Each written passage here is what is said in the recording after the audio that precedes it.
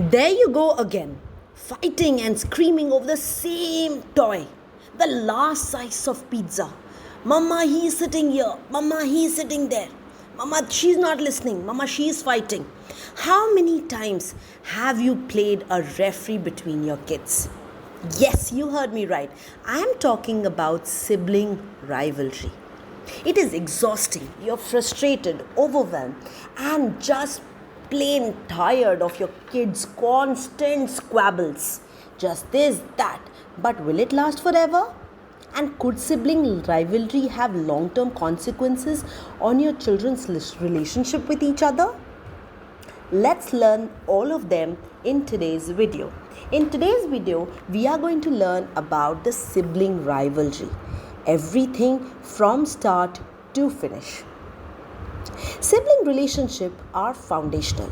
They teach children how to negotiate, compromise, and resolve conflicts. The way parents manage sibling conflicts set the tone for how children handle disagreements in the future. What is sibling rivalry? Sibling rivalry is the inevitable competition that occurs between siblings. This kind of relationship happens most often in siblings close in age, but it can also occur with large age gaps between siblings who aren't blood related too.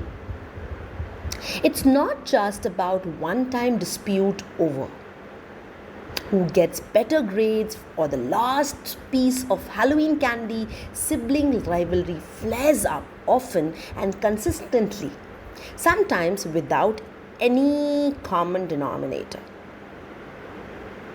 Children need to feel that their emotional needs are being met and that they are valued as individuals. When parents acknowledge each other's feelings and unique traits, it reduces likelihood of sibling rivalry. Let's understand the psychology behind the sibling rivalry. The first step in managing family feuds is understanding their potential causes. Your kids probably aren't fighting just because one toy is better than the other or one piece is larger than the other. Instead, majority of the fights arise due to the underlying causes related to birth order or family dynamics. For the firstborn children, the largest source of comfort, safety, and admiration comes from their parents. But when the other sibling come along, they suddenly feel that they need to compete for your attention. Even the slightest of differences in how you interact with each other can feel like potential threats of their comfort and well-being. The feeling of competition is at the root of sibling rivalry. Not all competition is negative. It can make you work harder, but in sibling dynamics, it can also become toxic and damaging when it is taken far or fostered by parents. Differences in developmental stages and competing desires for your attention can lead to jealousy or misunderstanding. When your kids are young, most of the causes of sibling rivalry, like age difference or temperament, are impossible to change, making sibling rivalry an inevitable reality. However, with an intentional effort to foster cooperation, reduce favoritism, address problems as they arise, can also help in reducing the long-term effects of sibling rivalry and the frequency of the conflicts. Rivalry can affect your kids as they grow older if develop poor self-esteem and have difficulty maintaining friendships.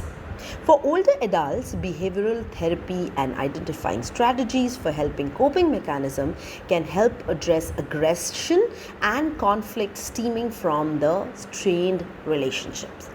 Sometimes adults can develop sibling rivalry later in life, even if they didn't have that kind of relationship in childhood.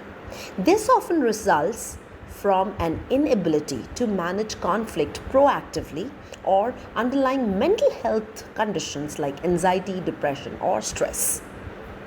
Long term sibling rivalry can wear on you emotionally and turn holidays and family get togethers into happy and dreaded occasions. A therapist can help you identify how to cope up in the ongoing relationship and assist in underlying or identifying boundaries, communication styles, trigger buttons, and how to let it go. But this is specifically for the adults and the long term sibling rivalry. So today I'm going to discuss about the 10 tips to deal with the sibling rivalry, especially for children. When you're overwhelmed with the children, it can be difficult to isolate real reasons behind arguments and head off any lingering animosity. But you can redirect conflict towards more positive solutions by making small everyday changes. Some strategies like number 1, stay calm and model positive behavior. Intervene early. Watch for signs of rising tension and step in before the things escalate. Demonstrate calmness. Your composure teaches children to handle conflicts calmly. Positive conflict resolution. Show how to resolve disagreements without yelling or physical confrontation. That's number 1. Number 2, create a cooperative environment. Avoid comparisons. Never compare one child to another. Each one is unique. Encourage teamwork.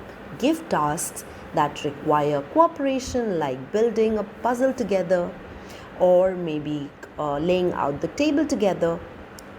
Family activities. Plan activities that everyone can enjoy and participate, strengthening the family bonds. Like Uno, cards, sequence, we can play all these games together as a family where all the siblings are involved.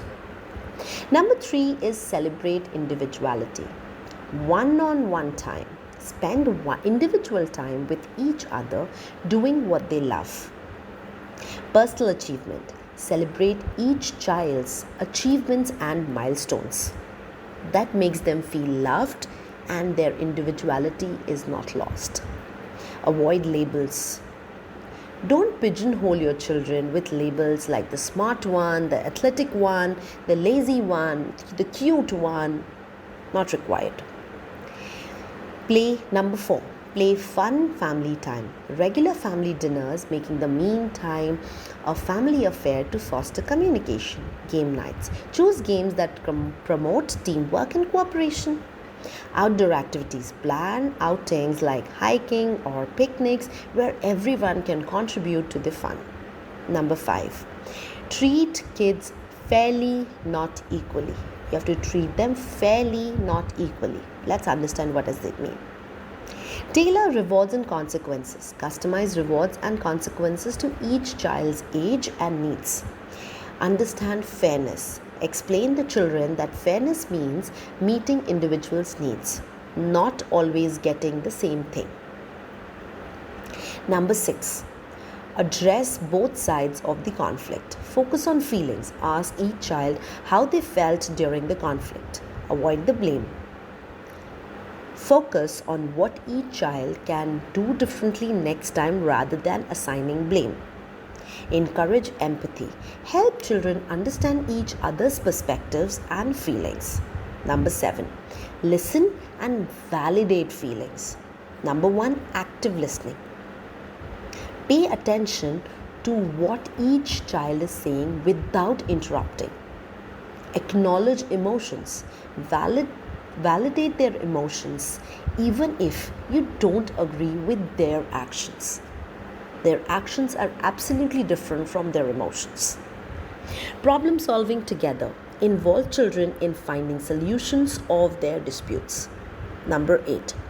Provide problem solving tools. Teach negotiation. Show children how to negotiate and compromise effectively. Conflict resolution skills. Teach kids steps to resolve conflicts, like taking turns, speaking, and finding win-win solutions, and all those ways. Praise positive behavior. Acknowledge and praise when children resolve conflicts on their own. That is really important. Number 9, make discipline private. Avoid public shaming. Disciplining children privately to avoid create further animosity. Explain consequently. Clearly explain the consequences why a behavior is being corrected and how it affects the family. And finally, number 10, have regular family meetings. Open discussions, open communication. Use family meetings as a platform for open communication and to discuss house rules. Set clear rules. Establish and agree on family rules and display them prominently. Resolve issues together. Use meetings to address ongoing issues and brainstorm solutions as a family. Having clear family rules is a key. This allows you to point to the rule rather than choose which child is right. Now, after these things, do you think the sibling rivalry ever end? While each new conflict can feel like a battle, sibling rivalries don't last forever. By taking time to address conflicts head on and fostering the supportive environment, your kids can learn to lean on each other over time.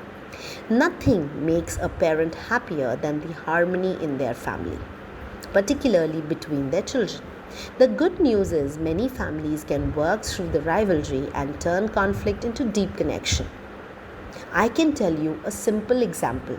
I and my brother used to fight like cats and dogs. There were times like we used to hate each other. But now, since we are in two different cities, since we both of us have got married, now the kind of connection we share is unmatchable. And I have the best bond with my brother. That is because we did fight, but we negotiated, we spoke, we had an open communication between each other, and we hugged each other after every fight. Because there's no point on piling up the problems. It's important to talk and sort it out. So by incorporating these strategies, parents can help their children develop healthier relationship with each other, reducing the sibling rivalry and fostering a more harmonious home environment. Hope these strategies help. Till then, happy parenting and cheers to joyful parenting. Love you all. Signing off, Swati Gupta. Take care of yourself.